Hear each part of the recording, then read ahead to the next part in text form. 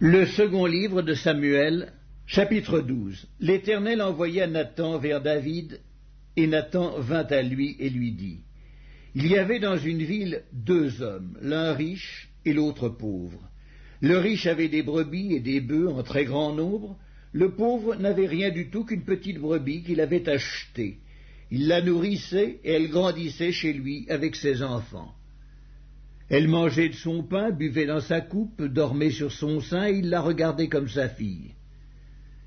Un voyageur arriva chez l'homme riche, et le riche n'a pas voulu toucher à ses brebis ou à ses bœufs pour préparer un repas au voyageur qui était venu chez lui. Il a pris la brebis du pauvre et l'a apprêtée pour l'homme qui était venu chez lui. La colère de David s'enflamma violemment contre cet homme, et il dit à Nathan, « L'Éternel est vivant. L'homme qui a fait cela mérite la mort.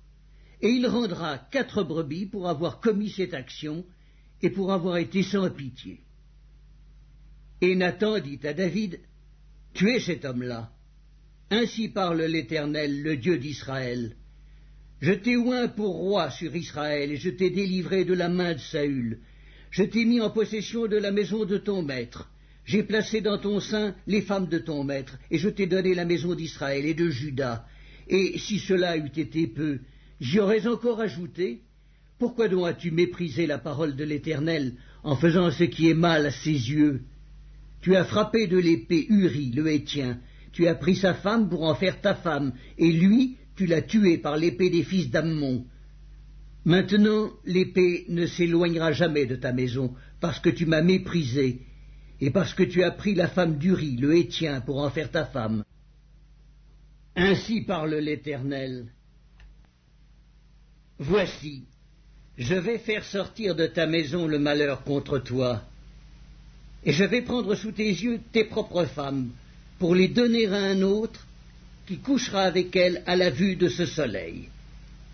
Car tu as agi en secret, et moi, je ferai cela en présence de tout Israël et à la face du soleil. » David dit à Nathan, « J'ai péché contre l'Éternel. » Et Nathan dit à David, « L'Éternel pardonne ton péché, tu ne mourras point, mais parce que tu as fait blasphémer les ennemis de l'Éternel, en commettant cette action, le fils qui t'est né mourra. » Et Nathan s'en alla dans sa maison.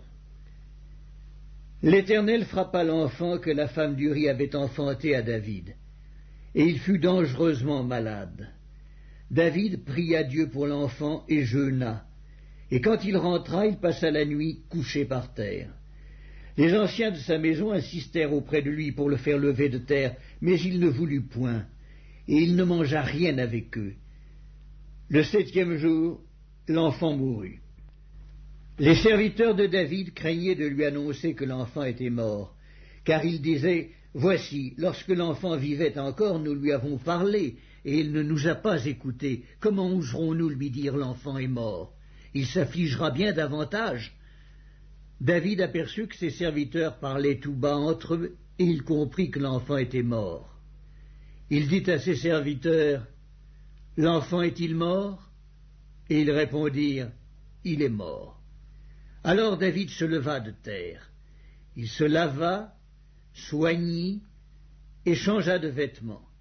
Puis il alla dans la maison de l'Éternel et se prosterna. De retour chez lui, il demanda qu'on lui servît à manger, et il mangea. Ses serviteurs lui dirent, « Que signifie ce que tu fais? Tandis que l'enfant vivait, tu jeûnais et tu pleurais, et maintenant que l'enfant est mort, tu te lèves et tu manges? » Il répondit, « Lorsque l'enfant vivait, je jeûnais et je pleurais, car je disais, qui sait si l'Éternel n'aura pas pitié de moi et si l'enfant ne vivra pas? Maintenant qu'il est mort, pourquoi jeûnerais-je? Puis-je le faire revenir? J'irai vers lui, mais il ne reviendra pas vers moi. » David consola Bathsheba, sa femme, et il alla auprès d'elle et coucha avec elle. Elle enfanta un fils qu'il appela Salomon, et qui fut aimé de l'Éternel. Il le remit entre les mains de Nathan le prophète, et Nathan lui donna le nom de Jédidja à cause de l'Éternel. Joab, qui assiégeait Rabba des fils d'Ammon, s'empara de la ville royale et envoya des messagers à David pour lui dire « J'ai attaqué Rabba, et je me suis déjà emparé de la ville des eaux. Rassemble maintenant le reste du peuple, campe contre la ville, et prends-la, de peur que je ne la prenne moi-même et que la gloire ne m'en soit attribuée. » David rassembla tout le peuple et marcha sur Rabba. Il l'attaqua et s'en rendit maître. Il enleva la couronne de dessus la tête de son roi, elle pesait un talent d'or et était garnie de pierres précieuses. On la mit sur la tête de David, qui emporta de la ville un très grand butin. Il fit sortir les habitants et il les plaça sous des scies, des herses de fer et des haches de fer, et les fit passer par des fours à briques.